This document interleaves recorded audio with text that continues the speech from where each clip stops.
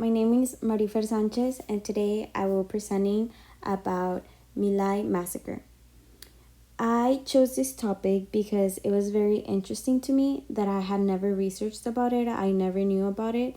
And now while I'm in my course of history, I think it was so important to pick a topic that I didn't know about. So in my own time, I could know what it was about.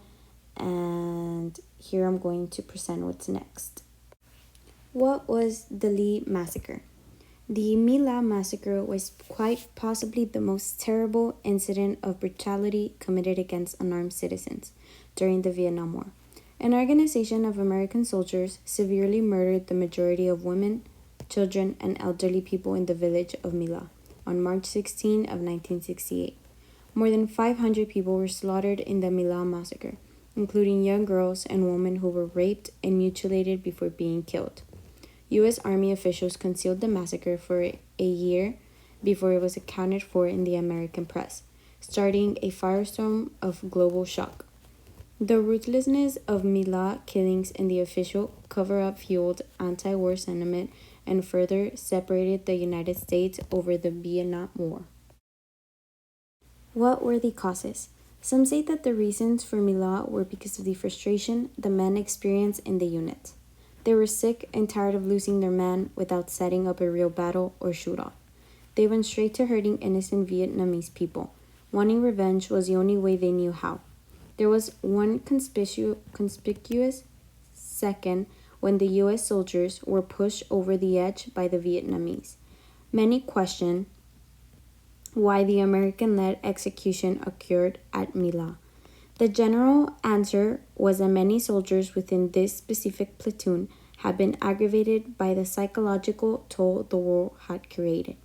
These men had survived booby traps, ambushes, and guerrilla conflict orchestrated by the 48th NLF battalion since arriving in Vietnam in 1967.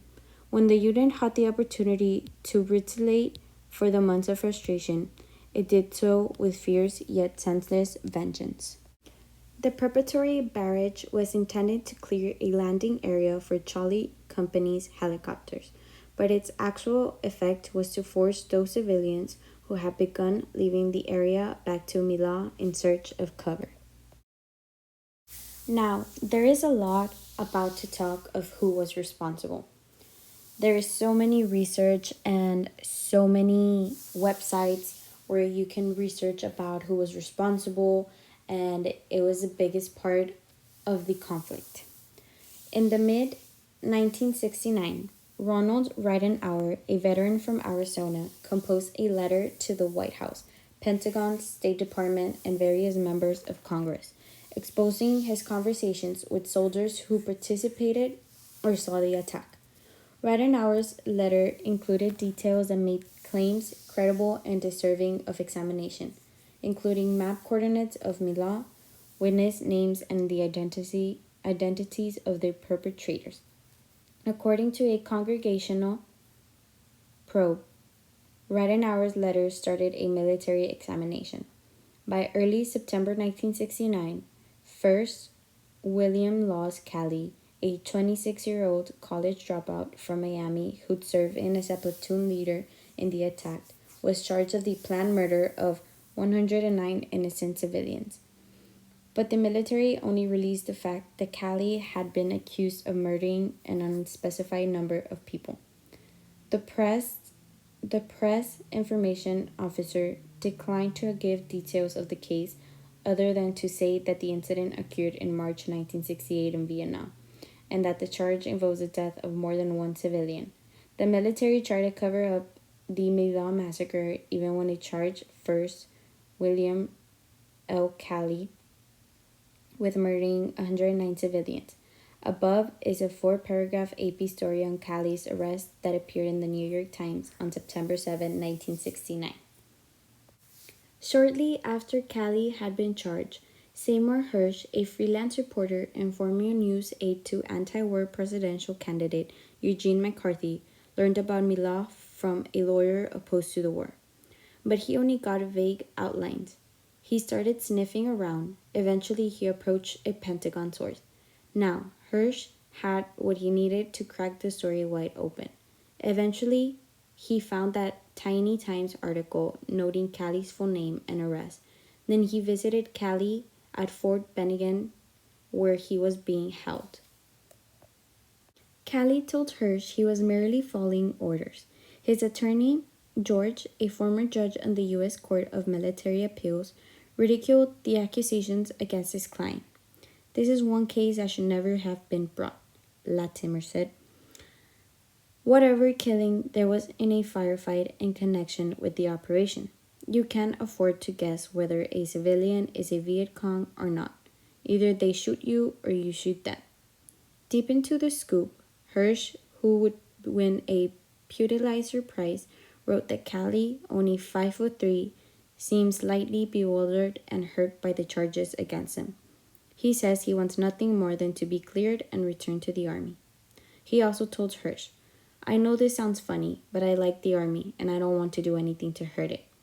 Hirsch's article prompted front-page stories in the Washington Post and the New York Times and contributed to the swelling anger against President Nixon, who was less than a year into his first term and had earlier that month pleaded for nationwide solidarity to support the war in his famous silent majority speech. While the massacre still continued to be brought up in the news and was still in magazines, it was continued to make the paper. So, in early 1970, charges of trying to cover up the slaughter were brought against Major General Samuel W. Custer, who had served as the commanding general over the My Lai troops, but was now the superintendent at the United States Military Academy at West Point. The news shocked the country. Numerous other officers were charged with concealing the killings, but the accusations against them and Custer were eventually dismissed. One brigade commander stood trial on covering allegations but was not acquitted. Callie was the only officer convicted of playing a direct role in the massacre. According to Hirsch's account, 11 other men were charged with murder, maiming, or assault with the intent to commit murder, but their cases either fizzled out before trial or they were acquitted.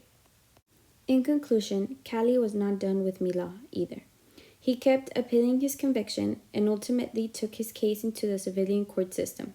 By November 1974, 3 months after Nixon resigned, a federal district court judge ordered Callie's release, having ruled earlier that the enormous publicity surrounding his case prevented a fair trial.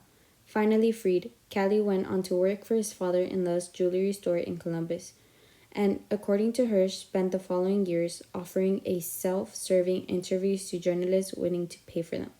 In August 2009, at a local Kiwanis club near the military base in Georgia, where he had been court-martialed, Callie finally delivered his first public apology. In conclusion, thank you for listening to me in my presentation of My Lai massacre. In this incident, one of the major causes were the murder of innocent children, innocent women, and innocent elderly men. One of the major points were the raping of the innocent women.